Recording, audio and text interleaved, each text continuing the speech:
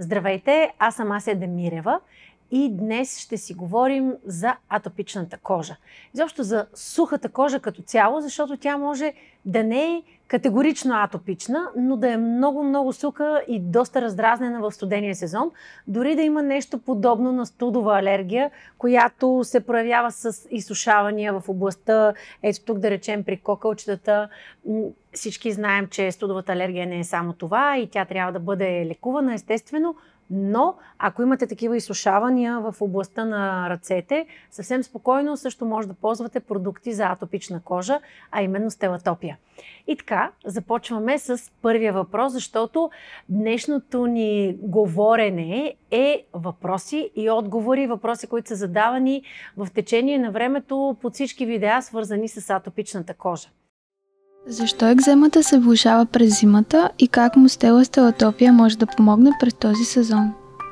Сега, зимата е особен сезон, но искам да започна с едно много голямо обобщение. И то е, че нито една екзема по кожата, било то атопичен дерматит или просто проява на някаква форма на раздразнение кожно, не харесва дрехите. Нищо не харесва дрехите. Някак си, ако може, чувствителната кожа, тя предпочита свободата, предпочита въздуха, предпочита пролетта, лятото и началото на есента. И в мигът, в който облечем дебелите дрехи и дългите ръкави и тази екзема се запуши, започва един сърбеж и едно безумно дразнене. Така че зимата не случайно е сезона на най-сериозното дразнене при хората с атопичен дерматит. И по-интересното в цялата ситуация е, че то се дообостря и от факта, че имаме отоплителни уреди, топлината е една такава суха, няма абсолютно никаква влага и е тотален кошмар. Та, как помага стелатопия? Стелатопия увлажнява в дълбочина. Тоест, когато нанасяме продуктите за грижа, първо се къпем много бързо, с колкото се може по-хладка вода. Това касае бебета от най-мънички до най-възрастни хора, които имат проблеми. Това не се обуславя от възрастта и от това дали можеш да си вземеш ледена вана. Да, чудесно е за атопичната кожа, ако можеш да си взимаш студена такава вана от тези, които инфлуенсърите си правят, потапят се. Много е забавно и на мен така много интересно ми е да гледам. Обаче в мига, в който аз самата тръгна да си така намалявам градусите на водата и не се чувствам особено комфортно.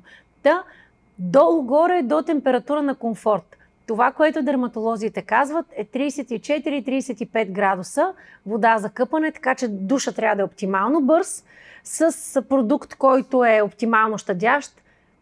Сега, тежък фен съм. Това е домашното ни душолио, което сина ми ползва в момента. Така че тежък фен съм на душолиото на стелатопия.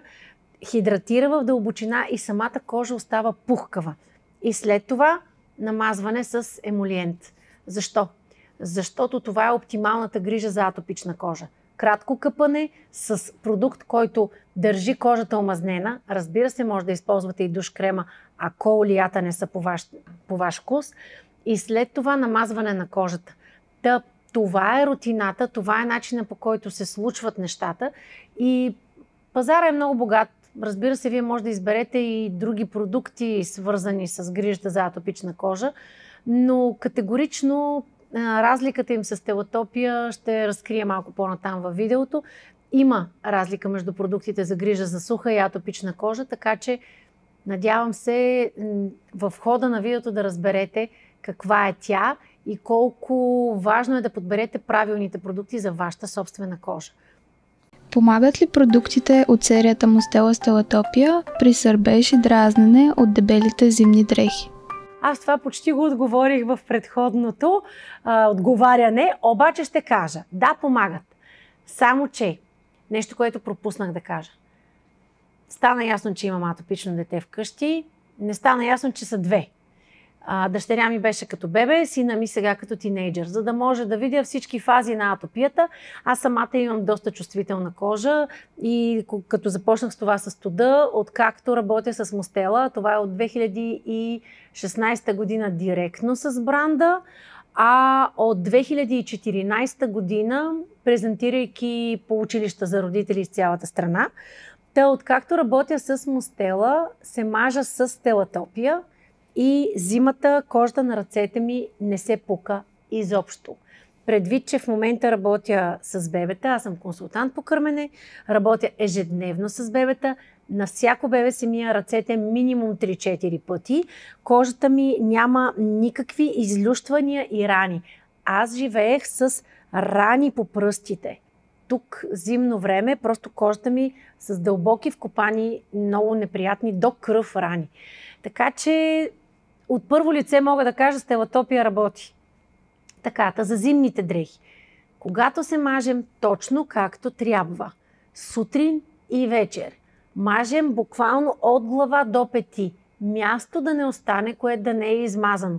Включително, сега може да ви се стори супер смешно, но когато мой син беше бебе, той правеше много тежка атопична реакция тук при ушичките в долната част и му се израняваше до кръв, цепеше му се това, на което бабите викат петленце, мекичкото на ушичките.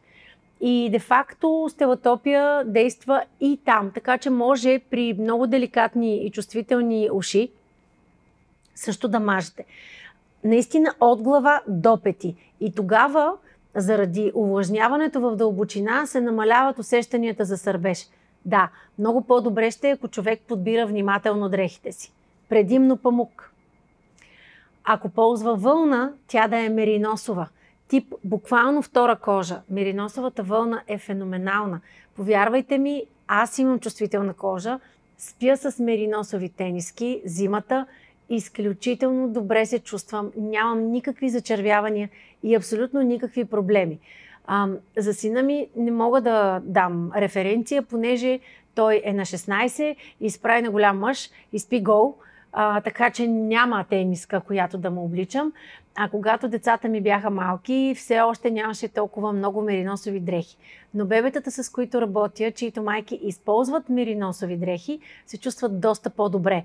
Така че с грижата за атопичната кожа, с използването на емолиент в ежедневието наистина, нещата доста се потушават по приятен начин.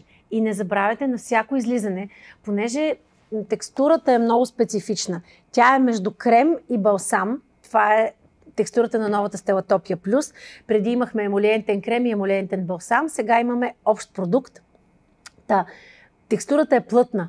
Спокойно може да бъде използвана и като крем за лице на атопично бебе. Вместо да купувате кремове с колд крем, бихте могли спокойно да използвате Стелатопия Плюс без никакъв проблем. Аз сега ще се възползвам да си намажа ръцете, защото преди малко се мих и се гримирах и се чувствам прекрасно. Между другото, уханието е на авокадо. У дома това е най-големия спор. Аз го обожавам, сина ми не яде авокадо и съответно трудно го понася, но се справя, защото кожата му трябва да се чувства добре. Така. Мога ли да комбинирам Мустела Стелатопия за много суха до атопична кожа с другите продукти на Мустела? И сега тук толкова си зарадвах, че си взех линимента, че не е истина. А защо? Линимента е най-любимият ми продукт за почистване от всичко, което Мустела предлага за почистване. Тоест 2 вида мицеларна вода, мокри кърпи. За мен топ продукта е линимент. Линимента е крем, така ли, че сме далече, няма сега да демонстрирам, но жълтеникъв, разкошен крем, който е зехтин и вода от лайм, една феноменална емулсия. Пък и не съм се приготвила да тръгна да чистя бебе в момента. Върху памучен тампон за грим спокойно може да сложите от крема и да почистите всички зони, които са деликатни при бебето. Тоест, да, показано като продукт се използва за зоната под пелените. Обаче, в моя кабинет аз чистя при вратлетата. Зад ушите събират се мазнинки много сериозни.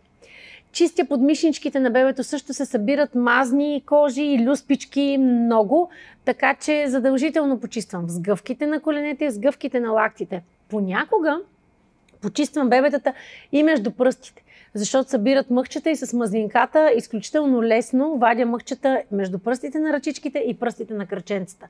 Така че за мен това е един абсолютно топ универсален продукт и съвсем искрено казано, без абсолютно никакви проблеми се комбинира с всички продукти на Мустела. Между другото, каквато и серия да изберете, може да комбинирате всички продукти. Примерно, много да ви харесва да се къпете с измивния гел 2 в 1 за коса и тяло, който ухае приказно и кожата ви да се чувства добре и след това да се намажете с емолиент. Това е изключително подходящо за хора, които обичат в банята да им ухае приказно, а като излязат навън да имат по-неутрален аромат. И тук говоря хората. Разбирате ли, не говорим само за бебета, говорим за цялото семейство, говорим за всеки един, който има засушавания по кожата. Между другото, мъжете са много проклети създания в някои отношения и понеже не са свикнали да полагат грижа за себе си, много често, когато ръцете им се напукат буквално от студа, казват, нищо ми няма, нищо ми няма. Нищо ми няма, обаче в крайна сметка ние всички обичаме да ни погалят така приятно нежни ръце. И да кажем, че ако имаме бебе вкъщи, можем така да пробутаме продукта и да кажем, хайде да не мъжи се с тази стелатопия тук. В крайна сметка на бебето ще му е по-приятно, татко му като го гушне с едни по-меки ръце. И също така, понеже все още много хора използват дезинфектант преди да пипнат детето си, особено когато са навън, забелязвам го, професионално изкривяване ми е да ги забелязвам тия неща, да запомнете, че когато използвате дезинфектант за ръцете си и посегнете да пипнете бебе, е добре да сте се намазали с крема, който бебето се маже. Или да си носите една хубава стелатопия в чантата, като една загрижена майка, и когато дадете дезинфектиращи кърпи или дезинфектанта, някой да си почисти ръцете преди да пипне бебето, след това да извадите една стелатопия и да му помогнете на този човек ръцете му да са мекички и пухкавки. Каква е разликата между Мустела стелатопия и обикновените хидратиращи кремове? Като цяло, всички атопични продукти би трябвало да са така изработени и така формулирани лабораторно, че да проникват в дълбочина. Именно това означава емолиент. Емолиент е фармацевтична формула, която хидратира в най-дълбоките слоеве на кожата. Това е основната разлика. Хидратацията в дълбочина. Едно е да ползвате просто хидратиращ крем, такъв. Много често жените сме свикнали лека хидратираща текстура за лятото и по-плътна за зимата или за нощните кремове. Имали ли си такива рутини? Аз пък и какво слагам като нормалните жени? Аз отскоро започвам да придобивам рутина за грижа за себе си, но тъй като говоря така, като все едно много ги разбирам тия неща, специално за грижата за женското лице, да кажа, да, жените, които сериозно и дългогодишно ползват нощни кремове, знаят, че текстурите са по-плътни, а сутрин, особено лятото, обичаме да слагаме хидратиращи текстури. Само че тази хидратация тук, в стелатопия, няма нищо общо с онази повърхностна фина хидратация, която се случва точно в летните кремове.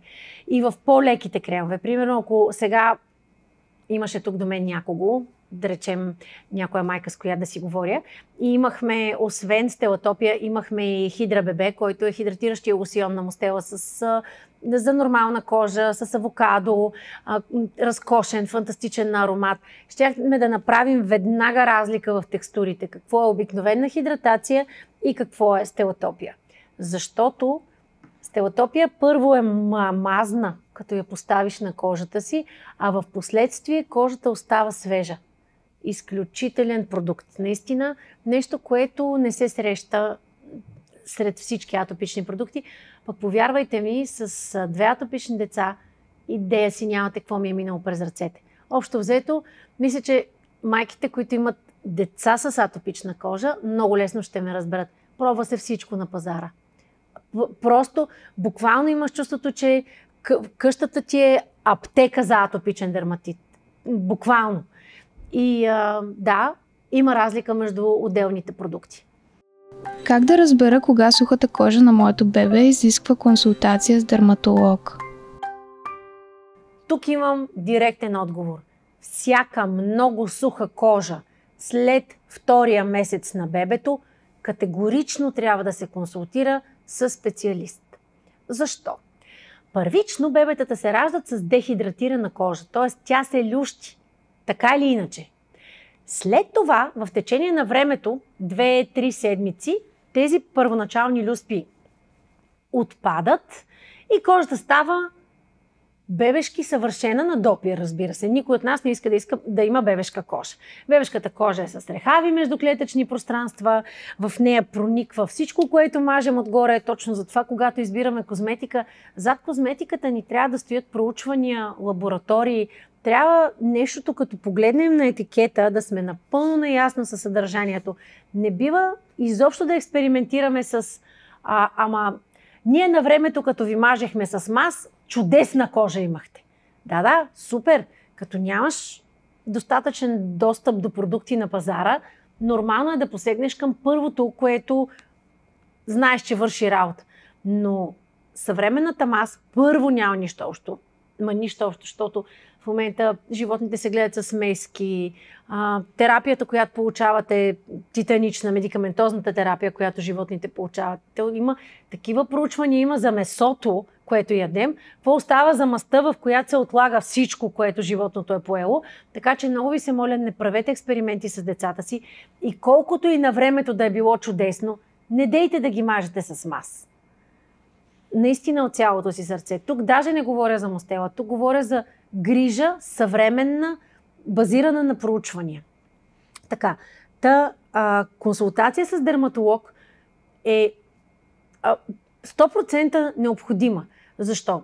Защото не всяка суха кожа е атопична. Да, повечето сухи кожи категорично ще понесат стелатопия, без никакъв проблем. Те ще запеят. Няма да виждате повече люспички, няма да виждате нищо. Но има разновидности.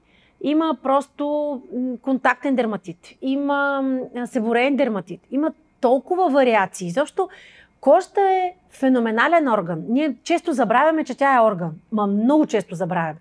И добре, че са дерматолозите да са живи и здрави, да ни напомнят, че тя диша, живее, не трябва да я пакетираме. Тоест, активните мазнини, защото върнах се на свинската маса, и зехтина също, когато не са обработени така, че да навлязат в дълбочина, те буквално я запечатват отгоре.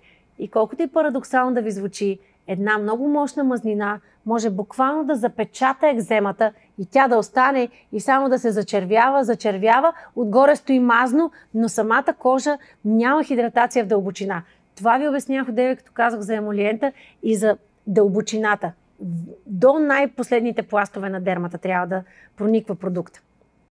Какво прави Мустела Стелатопия различно от останалите продукти за грижа за детска кожа за атопичен дерматит през зимата? Не само през зимата, през всички сезони. Мама и това го имаше като въпрос и аз пак го отговорих предварително. Тук това плюсче, ето това плюсче прави разликата. Дрън едно плюсче. И то какво имаме в плюсчето?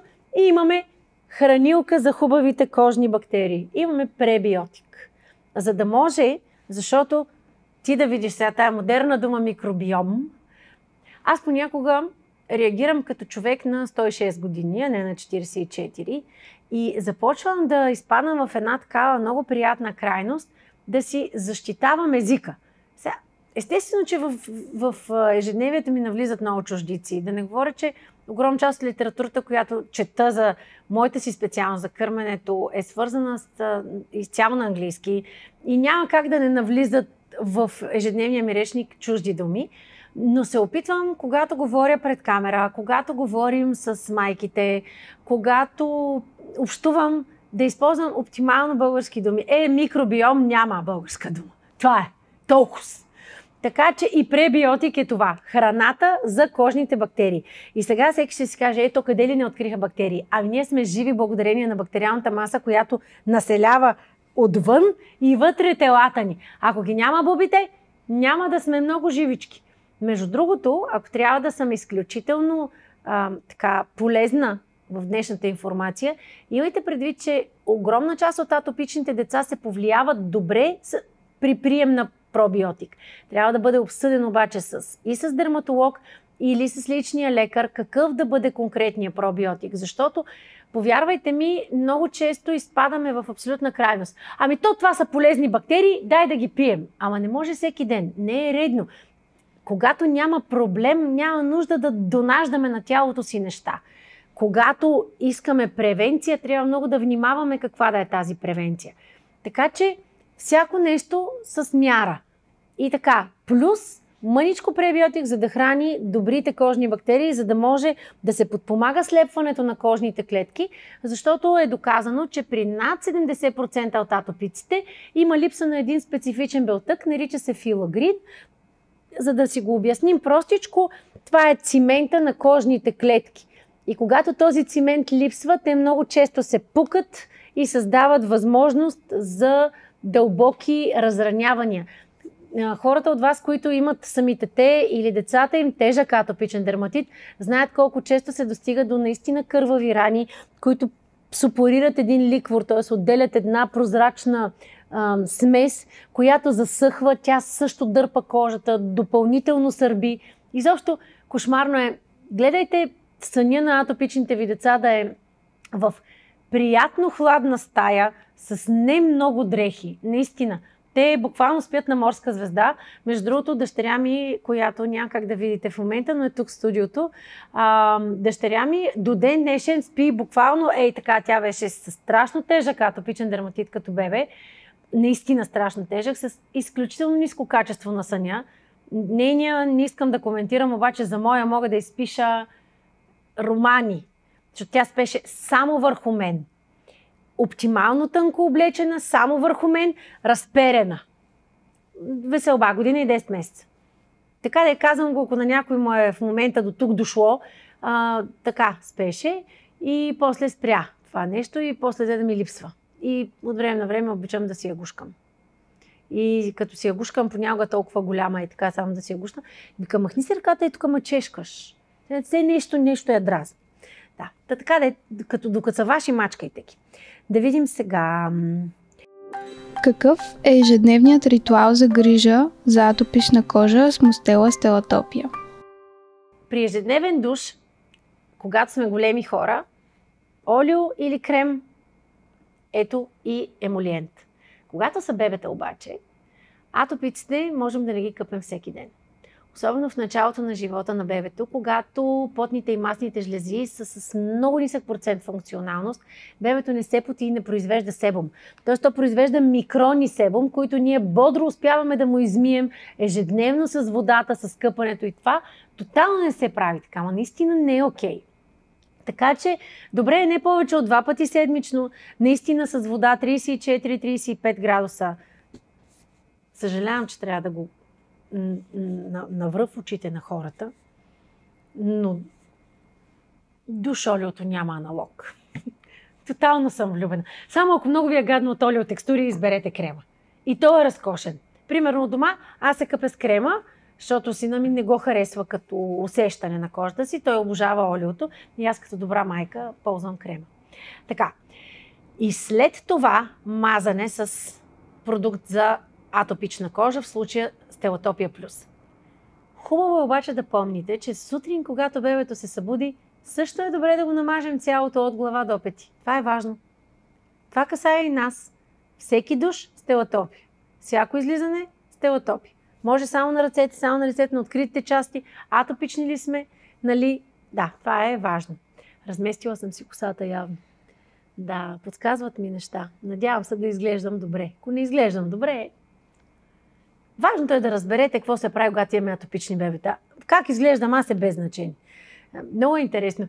Седиш срещу камерата, говоркаш си някакви неща и ни хора лекичко ти помахват отстрани и ти някакси трябва да не ги забелязваш. Да съм жива и здрава, че съм трениран, че не съм и да си махам така. Да видим, продължаваме нататък. Колко често трябва да се използват продуктите Мустела стелатопия за най-добър ефект? Ежедневно. Не е само стелатопия. Пак казвам, наистина пазара е богат. Сега в крайна сметка избора е ваш. Всеки сам си преценя. Това стана фраза от 2020 насам и то активна. Така че и за атопичната кожа също. Ма искаш да те сърби? Ма нека да те сърби. Няма нужда. Както всеки сам си преценя за него си. Той не иска да се маже. Няма да се маже. Готово, няма проблем. Та, какво беше сега? Откъде тръгнах? Колко често? Наистина ежедневно, защото грижата за кожата е като за всичко друго. няма да пропуснете да се нахраните. Няма да пропуснете да изберете, как да кажа, нещо, което ви е любимо. Любимо телевизионно предаване, да прочетете книга. Няма да пропуснете важните неща. Няма да пропуснете да гушнете децата си. Няма да пропуснете да целунете партньора си. И не дейте да пропускате и да намажете кожата си. Защото буквално я храним и я поим по този начин и тя има въпиюща нужда от това. Могат ли продуктите Мустела Стелатопия да се използват за възрастни с много суха или атопична кожа? От 0 до 120. Ако някой е надживял 120, и той. Всички могат да ползват Стелатопия, всички могат да ползват продукти за суха кожа, защото това, че тук на пиктограмата всъщност да, тези са хитри новите. Вече картинката е за цялото семейство. Родител, детенце, такова ходещо и такова в количка. Тоест има си пиктограма. 0 парабени, без аромати, без парфюми, без феноксиетанол, без забранени консерванти. Изобщо то си е направо авокат. В пълна фантазия. Та могат възрастни хора всякакви. Какви са най-честите грешки, които родителите допускат при грижата за атопичната кожа? Сега този въпрос ще го модифицирам. Изчетал го нарочно. Аз знаех, че искам да го модифицирам. Много мразя да говорим за грешки, когато става дума за родителство. Искам да се разберем. Ние всички ще щупим децата си, бидейки техни родители. Тоест те рано или късно трябва да ходят на терапия. Ние също, между другото, имайки деца. Така че не е добре да определяме някакво действие като грешка. Но препъни камъни мога да го сложа и да стъпим върху препъни камъните и да кажем, че понякога откровено нямаме сили да намажем бебето още веднъж. То е октопод. То се гърчи, гъне, пищи. И това е само докато е малко. А като почне да тича, ти трябва буквално да изтичаш 2 км в собствения си дом, за да хванеш едногодишно и да го намажеш. Да, то е новогодишно. И защо, може би исках да кажа, ако част от новогодишните ви решения включват кардио за себе си, пуснете едногодишното си и започнете да го мажете вкъщи. Гонете го с Стелатопия и хващате един крайник, хоп, бързичко. Хващате втори крайник, хоп, бързичко. То се изплъзва, защото вече е мазничко и вие почнете да го гоните. Става една битка. То като пехливанче, вие го налягате отгоре, хоп, се почне да го намазват. И защо става една страшна веселба. Да, първото нещо е, че пропускаме да е наистина 2 пъти в деня. Второто нещо е, че пропускаме да е всеки ден. Третото нещо е, че като тръгнем на път, редовно си забравяме продуктите. Добре, аз си ги забравях редовно. Редовно нямах мокри кърпи, редовно нямах достатъчно пелени. Общо аз съм от тези майки, които са средно към крайно разсеяни. Крайно разсеяни. Ако сте от тях, приятно ми е. Отгледала съм ги, дъщеря ми тази година ще стане на 20, сина ми на 17. Няма страшно, кога станат големи, започва да напомнят. Моята напомняше още преди да може много активно да се изразява добре. На вратата в количката ми казваше: кучо и ти, фончето, пайчики. Така че не знам вас как точно са ви третирали, но мен от малка ме съветват какво да не забравя. Не от малка, аз от голяма, дъщеря ми от малка. Така, стана ясно, да разбрахме се. Тук имаме допълнителни въпроси. Така, това са грешките. Няма други. Грешка е просто да не ползвате продукт за атопична кожа. Това е. През цялата година ли трябва да използваме продукти за атопична кожа или само през зимата? Никакъв проблем да се използват през цялата година. Защото всъщност атопичната екзема в необострено състояние трябва да се третира с това. Когато е в обострено кърваво състояние, тя не може да бъде третирана с Стелатопия, защото трябва да се лекува по специфичен начин, изписан от дерматолог. В моето семейство, както казах, има атопици, освен съществителната ми кожа. И двете ми деца, поведнъж в живота им, са лекувани доста според предписанията на съответния дерматолог с кортикостероидни препарати, за да може точно тези кървави, дълбоки рани да се махнат И тогава сме започвали поддържащата грижа. Последния път, когато сина ми имаше кървави дълбоки рани, беше когато беше на 13 години. Тогава срещнахме една прекрасна жена. Сега няма да й казвам името, защото ще я залеете всички. Но дерматолози прекрасни в тази държава има и те не са само в София. И тази прекрасна жена успя да му влезе под кожата в буквалния и преносния смисъл на думата и с 5 приказки да го накара да й повярва, че от него се иска мазане сутрин и вечер. Минахме си кортикостероидното лечение, защото той беше по лицето, целия, по врата, тук. Тук вечер се издираше, сутрин чершафите имаха кръв. Изключително неприятно е. Това, пак казвам, който го е живял и който го живее, знае много добре за какво говоря. Това тинейджърче просто я хареса тази жена, просто й се довери. Майка му може да е дуднала преди това, това е без значение. Майките остават на страна в тия отношения. И една сутрин стана и започна да се маже. И от тогава не е спрял. И никога от тогава не е имал кървава лезия. Никога. Просто сега зимно време кожата му е малко по-чувствителна. Той тренира. Съответно, тренира понякога 3-разово дневно. Поти се зверски. Къпе се с хладка към студена вода. Вече е толкова голям, че понякога се къпе и с ледена вода. Цяло лято се къпе с ледена вода. И кожата му е феноменално добре. Така че, надявам се, това видео ви беше полезно с оглед на това, че споделям личния си опит с моите си атопични деца и моите си драми. Иначе да, аз съм лекарски асистент, т.е. имам медицинско образование. Да, провеждала съм сигурно над 20 интервюта с дерматолози. Може да ги видите на страницата на Мостела във Фейсбук. Има всичките интервюта в секция видео са събрани. Може да чуете топ дерматолозите в България какво казват и как трябва да полагаме грижи за атопичната кожа. Повярвайте ми, изложила съм всичко, което е хубаво да се направи и нещо, което е бонус и което го няма тук вътре. Има една българска терапия за справяне с атопичен дерматит и тя е височинна терапия. И много големи групи всяка година се водят на станцията на Белмекен, защото когато се изкачат във височина, заради промяната в кислородното съдържание, се променят, забавят се процесите въобще на разрушаване на кожата. Изобщо уникално е това, което нашите дерматолози тук са видели, че работи и са го доказали като работеща терапия и го правят години наред. Така че, ако не сте чували и чели, това също може да го видите на видео в страницата на Мостела във Фейсбук. Беше разговора с доктор Здравка Дерменджиева. Сега ще излъжа дали е доцент или професор вече, защото съм страшна кълпазанка и това не си го бях приготвила да ви го кажа предварително и съответно не съм си написала домашното, за което се извинявам. Но тя е феноменален човек. Един от познатите като име дерматолози в тази държава.